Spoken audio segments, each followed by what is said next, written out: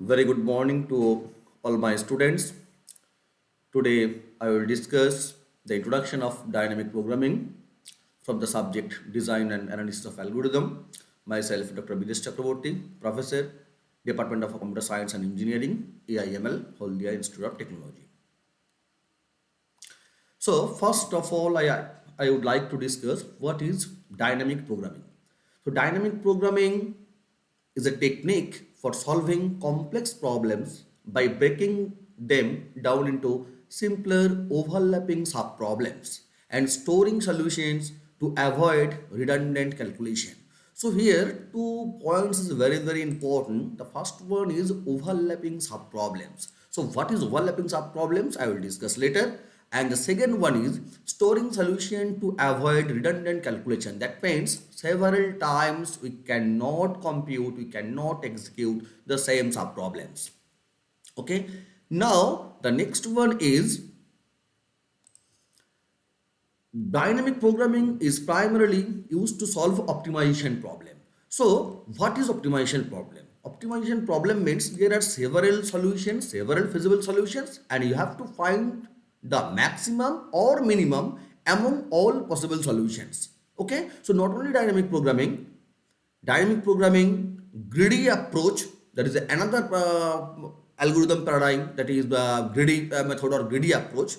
Both are basically responsible to solve optimization problem. And here in dynamic programming, there are two properties. First one is optimal substructure and second one is overlapping subproblems. So these two are the key properties. So if the problem contains these two property, then only we can solve that problem using dynamic programming. Now, in the next slide, I will discuss the key principles of dynamic programming. So already I have said one is optimal structure and another one is overlapping subproblems. So first of all, I would like to discuss what is optimal substructure. So the optimal solution to a problem is built from optimal solution of its subproblems. That means let's assume that there is a path from A to D, and whenever we can proceed from A to D, so there is a point, there is a node that is B. And let's assume that the shortest path from A to B is P1. Let's assume that the shortest path from B to D is P2. It means the shortest path of A to D will be the shortest path of A to B, that is P1, plus the shortest path of B to D, that is P2. That means P of A to D is equals to P1 plus P2. So this is one sub problem we can say, and this is one sub problem we can say. Now this P1 is what? It's a optimal solution for that sub problem, and here this P2 is what? It also a optimal sub problem, optimal solution of this sub problem.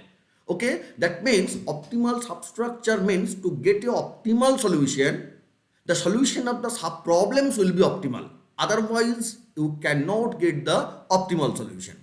So this is number one property or key principle that we can say. And in the number two is what? Overlapping sub problems. So in divide and conquer also, we divide the problem into several sub problems, two or more sub problems, but the sub problems are not overlapped there. But here the sub problems are overlapped. What it means? It means sub problems are reused multiple times. That means multiple times the sub problem will be computed, and it making DP efficient by storing previously computed results. That means let's assume that my objective is to compute Fibonacci fifth number.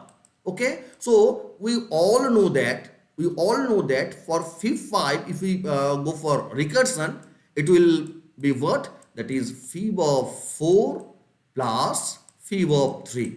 Fib of 3. That means to get the result of fib 5, you must have the result of fib 4 and fib 3. Now, whenever you will compute, try to compute fib 4 again for recursive way, it will divide the problem into two sub-problem of fib of 3 plus fib of 2. Same thing is true for fib 3 also. It will be divided into two sub problems, that is fib 2 plus fib 1 and so on. That means these are the sub problems, and these sub problems are computed several times.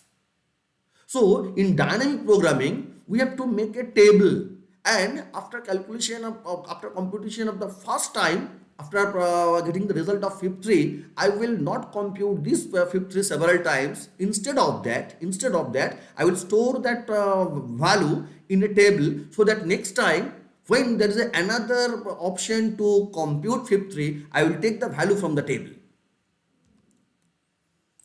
So this is basically overlapping sub problems. And now the techniques used in dynamic programming. So in divide and conquer, it's a purely top-down approach. But for dynamic programming, it can be solved using bottom-up approach as well as top-down approach also. So the memoization is the technique that is basically top-down approach. Here recursion is there. Using recursive function, we can do is memoization. And the tabulation is another technique that is basically done by the bottom-up approach. Okay, so memoization is a top-down approach. Memoization is a top-down approach where you solve the main problem by recursively breaking it into smaller sub-problems and storing the result in a data structure. And when a sub-problem is encountered again, the stored result is reused. That means in our previous example already I have said that, so already if I have computed fib 3, and the next time I will not compute fib 3, but I will take the value, take the result from the table. This is all about memoization technique. Again I am saying that this is a top-down approach, and here recursive function is being used. Now the tabulation means what? Tabulation is a bottom-up approach. Bottom-up approach. Tabulation is a bottom-up approach where you iteratively solve all possible sub-problems starting from the smallest and store their result in a table. That means there is no use of recursive function. No use of recursive function. That means to calculate fib 5, if I know the value of fib 0 and fib 1, using that I can calculate fib 2. Similarly, whenever I have fib 2 and after calculation of fib 2, I put the value in a table or in an array. Now, whenever I want to calculate fib 3, then based on the value that already I have calculated and stored in a table or in an array, from there I can pick the value of fib 2 and fib 3 to get fib 4 and so on. That means from the smallest, it will always, the problem will be solved from the smallest and store their result in a table, and this avoids recursion entirely. So there is no use of recursion here in tabulation method. That means there are two ways by which we can solve the problem, complex problem or optimization problem using dynamic programming. One is memoization and the other one is tabulation. Memoization is a top-down approach. Recursion is being used there. Tabulation is iterative approach. It's a bottom-up approach where iteration is there. Now, in the next slide, I will discuss the examples where we use dynamic programming. So, first of all, Fibonacci sequence. To compute nth Fibonacci number by storing previous values to avoid redundant computation, we use dynamic programming. Not only that, we have used this for largest common subsequence. This is one problem, and whenever we will solve that, definitely in my next lecture I will discuss how we can solve longest common subsequence or LCS problem using dynamic programming. I will explain everything. Next one is what? 0-1 knapsack problem, and this is very important and very interesting also. So 0-1 knapsack. So 0-1 knapsack means what? There is a capacity of the knapsack. Let's assume that the capacity is C. Okay, and there are, let's assume that n number of items, each having their profit Pi and their weight Wi, and you have to pick the elements from the n number of elements in such a way that it will never exceed the capacity of C and it will have the maximum profit. Okay, now why this is 0-1 knapsack? Because you have to pick the whole element or not, whole element or not. Now there is another problem that is basically known as fractional knapsack. So for fractional knapsack, using dynamic programming will not get the ultimate or the optimal result. So basically 0 1 knapsack can be solved by dynamic programming for getting the optimal result. Similarly, for fractional programming, for fractional knapsack problem, we use greedy approach, that also I will discuss in the later. Now, there is another one, that is chain matrix multiplication. Chain matrix multiplication. So, what is that? It determines the optimal order of multiplying a chain of matrices to minimize computation. Now, I am giving you one example so that it will be very clear. Let's assume that you have three matrices. Okay, A, here the dimension is, let's assume that 2 cross 3.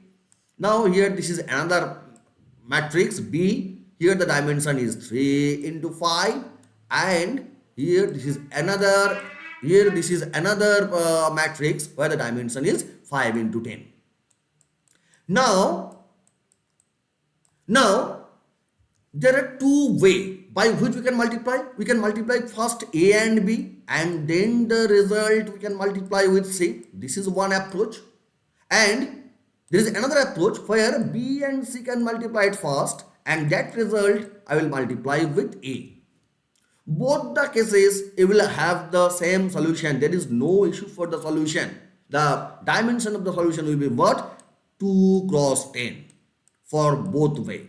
But here our objective is to minimize the number of scalar multiplication or number of unit multiplication. So for here, maybe the number of scalar multiplication will be 500. Here maybe the number of scalar multiplication will be 200. Though both the cases, the result is same. So if that means we can say that this is much more efficient. That means how, in which order we will multiply. Similarly, let's assume that there are four matrices. Say A, B, C, D. Okay, let's assume that here this is 2 cross 5, here 5 cross 10, here 10 cross 20, here let's assume that 20 cross 5. Let's assume. So here also there are several ways. So first A, B, then C, D. This is one way by which we can multiply the set of matrices. Or we can do like this. First C, D, then this multiply with B, then this multiply with A, and so on. So there are several ways by which we can multiply. But my objective is to understand is in which way we will multiply the set of matrices so that the minimum, the number of scalar multiplication, the number of unit multiplication will be minimum. So that problem can be solved by dynamic programming. And there is another one, that is shortest path algorithm. Shortest path algorithm. There are two basically approach, single source shortest path algorithm. One is Dijkstra, another one is Bellman-Ford. So Bellman-Ford algorithm, it finds the shortest path in graph where the negative edges is also there.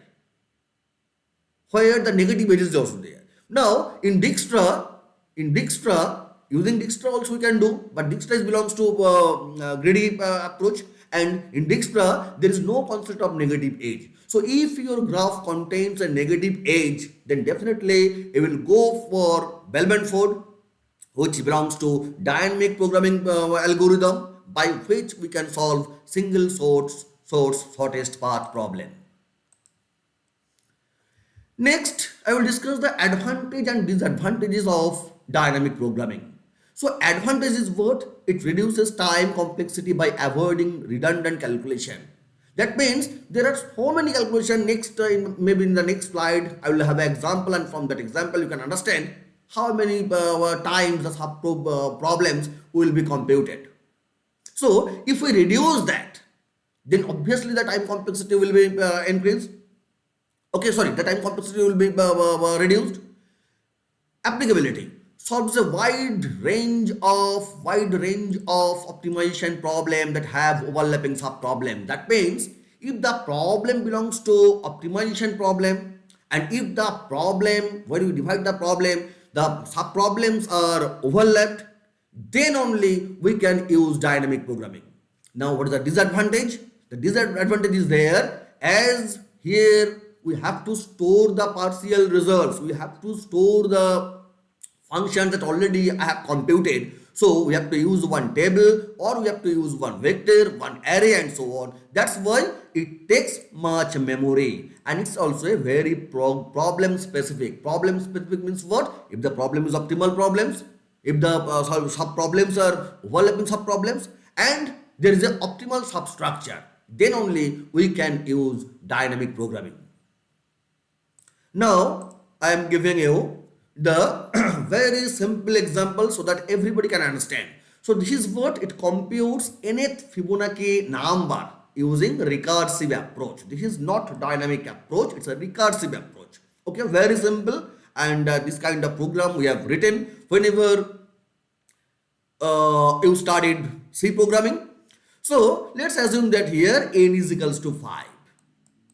Now, these two are the best cases. So, if n is 0, it returns 0. If n is 1, it returns 1. Otherwise, it returns Fibonacci n minus 1 plus Fibonacci n minus 2. So, let's assume that n is 5.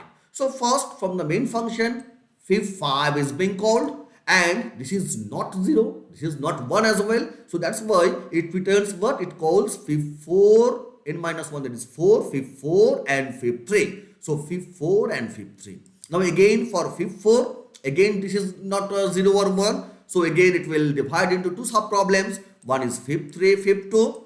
Again fib3 is divided into two sub-problems, fib2 and fib1. And then again this fib2 is divided into two sub-problems, that is fib1 and fib0. So, this fib1 and fib0, these are base conditions. Okay.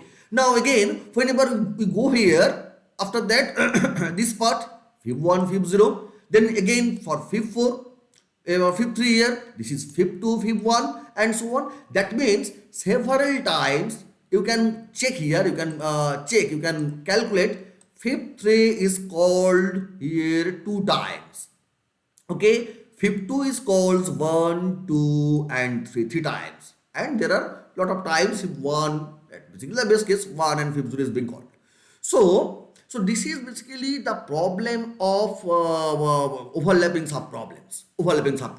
And each and every time we have to compute fib3. We have compute fib3 here, and again we have to compute fib3 here. Now instead of this 5, if this is some large number, say 20 or 15 or something else, then there are so many subproblems. That we will call multiple times. So this is the main problem. That's why the time complexity, that is order of 2 to the power n, because if you develop the recurrent solution for that, it will be like this: t of n is equals to t of n minus 1 plus t of n minus 2. And if you derived it, you will get the time complexity, that is order of 2 to the power n, which is exponential category. Okay, so next our approach, I will explain how that problem can be solved in dynamic programming. Again, I have said there are two ways. One is memoization and another one is tabulation. So here in this slide, I have explained how we can do it using tabulation. Okay, this is already I have explained. Now, the bottom-up approach to Fibonacci computation. So, what is the bottom-up approach? Already I have said the bottom-up approach is known as tabulation. Tabulation is a dynamic programming method where we compute all subproblems from the smallest to largest in a systematic way, storing intermediate results in a table. This eliminates the need for recursion and avoid the overhead or repeated computation and recursive function call. That means we'll not use here any recursive function. That the journey will start from smallest to largest. So smallest to largest means what? So as fib 0 is given, and let's assume that fib 1 is given. So these are in a table. Let's assume that this is one array. Okay, so this is 0, this is 1. So using these two, we can calculate sorry, we can calculate fib2, which is nothing but what? Fib0 plus fib1, that means 0 plus 1, that is 1. Similarly, so I have stored that the result of fib2 is also in the array. Now, in the next iteration, I can calculate what? I can calculate fib3, which is nothing but the addition result of fib2 and fib1, that means 2. Okay, and for fib4 it will be what?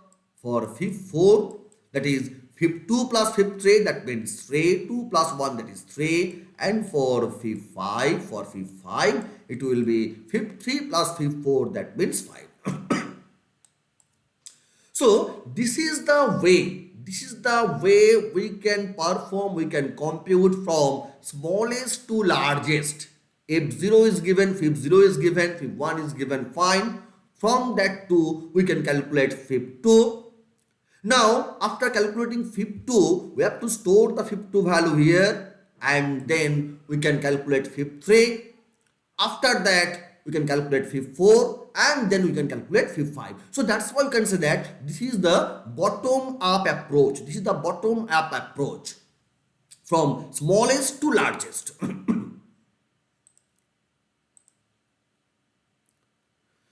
Now, this is the function that already I have said the logic. Here, this is the function, this is the array where I will store the values. These are the best case. Fib0 is defined by 0, fib1 is 1, and here this is a very simple loop starts from 2 to n. That means fib0 is given, fib1 is given. So from here I can, in the first iteration, when the value of I is 2, we can calculate fib2. That is nothing but fib of 2 minus 1, that is fib of 1, plus fib of 2 minus 2, that is 0. So 1 fib of 1 we know, the result is stored in the array. Fib of 0 is we know, the result is also stored in the array. So using these two, we can calculate fib2. Once we can calculate fib2, again we have to put the result in the array. So that whenever we will calculate fib3, I will fetch the values of fib2 and fib1. Now, here the key points. There is no recursion. It's a simple bottom-up approach, already I have said. Avoid repeated computation. There is no repeated computations. And the time complexity, that is the main point, main advantage. The time complexity is what? Order of n. So Fibonacci, to compute nth number in Fibonacci from the Fibonacci series, if we use pure recursive algorithm, the time complexity was order of 2 to the power n. This is exponential category. But here, in the simple bottom-up approach that belongs to dynamic programming, I have got order of n. It's a linear time complexity. And space also order of n. Why? Because for the table to store n Fibonacci numbers.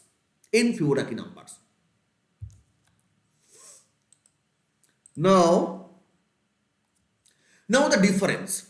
So the difference between divide and conquer and dynamic programming. So divide and conquer is also one algorithm paradigm. Dynamic program is also one algorithm paradigm.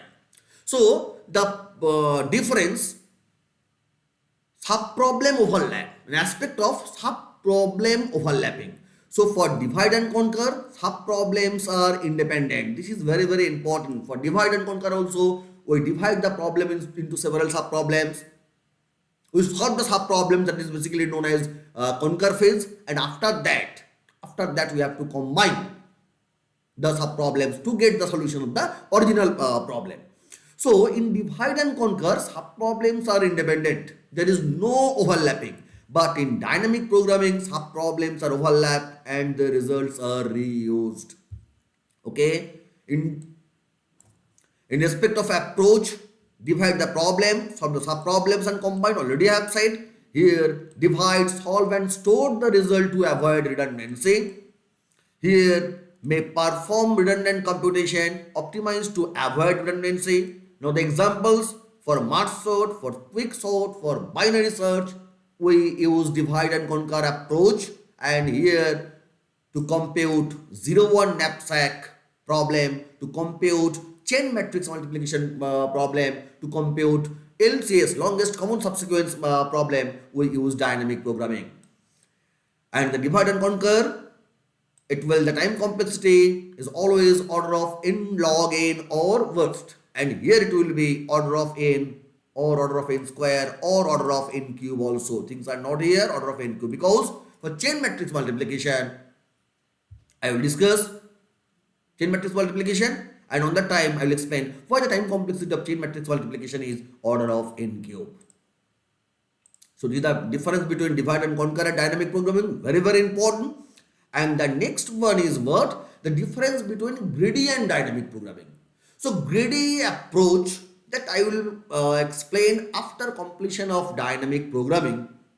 Now both greedy and dynamic, both are optimized techniques to solve problems, but they differ significantly in their approach, their assumptions and their applicability.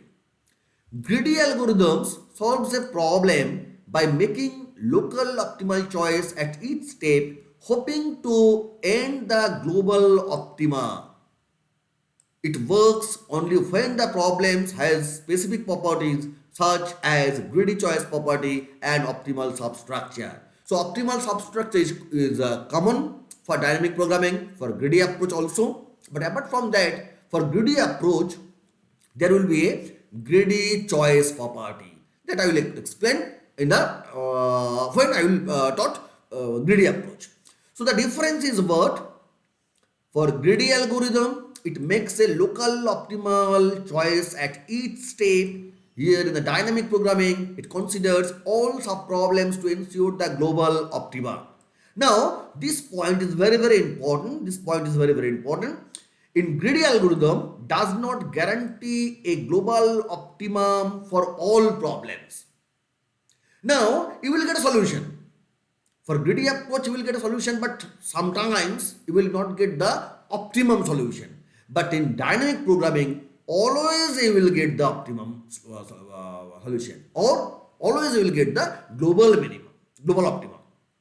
Space complexity for greedy approach, it will be T of 1 or T of n. And here, this dynamic programming, the space complexity is higher, because for dynamic programming, we have to use a table where we will store the partial results. So that's why here, the due to storing sub-problem solution, here it will be order of n square. And the examples, activity selection, minimum spanning tree. We know that there are two ways by which we can determine the minimum spanning tree. One is Frame's algorithm, one is Kruskal algorithm. I will discuss later. So this kind of problems, not only that, fractional abstract problems, not only that, whatever, there are so many problems. I am not remembering now. So Frame's, Kruskal, by which we can solve minimum spanning tree. There are fractional knapsack. There are single source hotspot problem that we want to solve using Dijkstra's algorithm. These are all the examples of greedy algorithm. Where in the dynamic programming approach, chain matrix multiplication, longest common subsequence, 0, 1, knapsack, these kind of problems we will solve using dynamic programming. Thank you.